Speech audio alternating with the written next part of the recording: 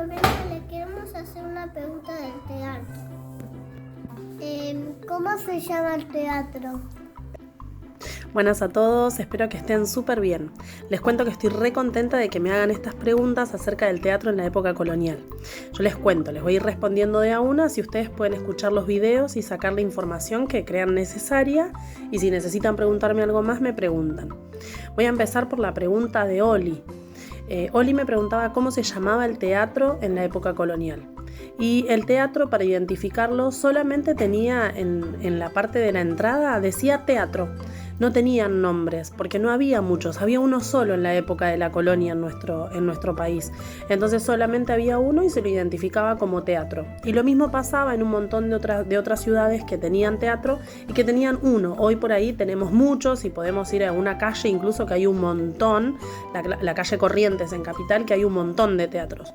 Pero antes, en la época colonial, solo había uno y para identificarlo solo tenía en la fachada, en la parte de adelante, en la parte de la entrada, el nombre de teatro. ¿Qué hacían en el teatro? En el teatro, en la época colonial, se hacía lo mismo que se hace ahora. La gente va para divertirse, para ver una obra de teatro, para ver cómo bailaban. La única diferencia es que solamente se hacían obras que venían de Europa y se representaban cosas que tenían que ver con la religión. Y también cuando había danza, se bailaban un montón de cosas, como por ejemplo el fandango. ¿Cómo abrían las cortinas? Qué interesante la pregunta. ¿Cómo abrían las cortinas? La verdad es que no se sabe mucho de eso, pero sí se cree que en un primer momento no tenían cortinas los teatros como telón, y después cuando se empezaron a usar, sí se sabe que había personas destinadas específicamente para eso. Sí, había personas que solamente tenían que estar pendientes de cuándo abrir y cuándo cerrar el telón.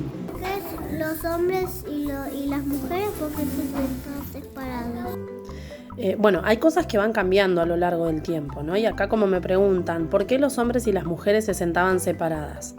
Es porque siempre en la historia hay como momentos en los que hay cosas que se pueden hacer en público y cosas que no.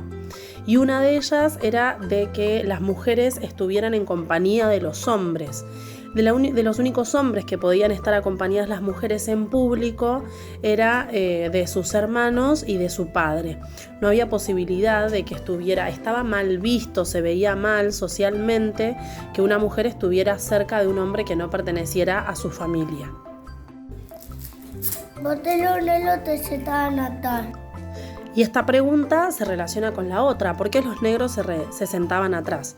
Lo mismo que decíamos recién con respecto a las mujeres, pasaba con las clases sociales diferentes.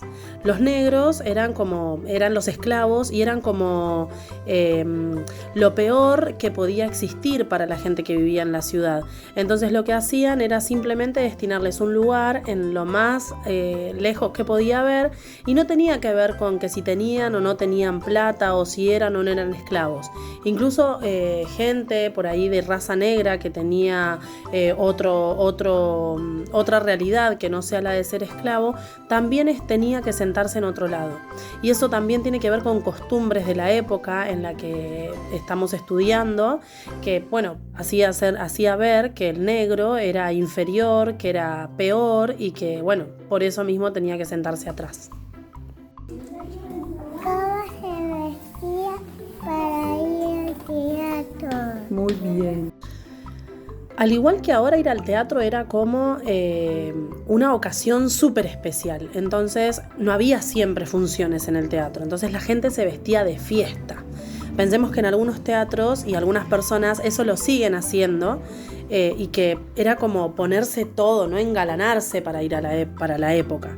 Entonces las chicas sí tenían que usar mantilla, los varones se vestían de frac o de levita, con los mejores vestidos, con su mejor arreglo de flores para la cabeza, y siempre así, ¿no? Como muy elegantes, era una ocasión súper especial poder ir al teatro a ver cualquiera de las obras que se representaran.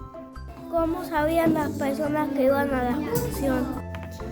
Qué buena esta pregunta, ¿cómo sabían las personas que iban a la función? La verdad es que no había un sistema de entradas como tenemos ahora, ¿no? Uno compra una entrada, va, presenta el ticket, que es la entrada en el lugar, y uno entra y ya está. En ese momento no había tanta gente en la ciudad como ahora, como para tener un control de ese estilo. Pero sí lo que se hacía era que había personas que por la ciudad iban anunciando que iba a haber función en el teatro, y lo que hacían era, por lo general, los vecinos anunciar que iban a ir al teatro. Entonces simplemente podían anotarse o reservar el lugar, y lo que también pasaba es que había muchos de los vecinos que tenían mayor poder económico y que tenían más dinero y podían acceder a eso, que habían como ayudado a la construcción del teatro.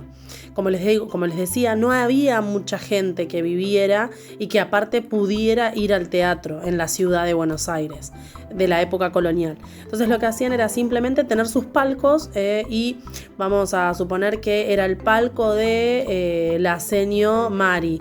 Entonces sabían que solamente en el palco de la seño Mari iba a acceder su familia, y si la seño Mari iba o no iba al teatro iba a ser lo mismo. Y sí había un lugar destinado donde las personas solamente podían estar paradas porque no había sillas, no había butacas, y que ahí podía acceder la gente, tanto los esclavos como la gente que tenía menores recursos y no tenía la posibilidad de tener un palco en el teatro, un lugar reservado. Tele bailaba en el teatro. Bueno, y sin querer ya respondí esta pregunta de qué se bailaba en el teatro. La verdad es que se bailaban un montón de cosas. Podrían bailarse cielitos, podrían bailarse gallardas, podían bailarse mazurcas, pero sobre todo el fandango, porque eran danzas, lo que se veía en el teatro, como yo les decía hoy, tenía que ver con lo que se bailaba y con lo que pasaba en Europa, con lo que pasaba en España, con lo que pasaba en Francia. Entonces lo que solía suceder es que esas danzas, como la gallarda o el fandango, se reproducían en los teatros de Buenos Aires de la época colonial.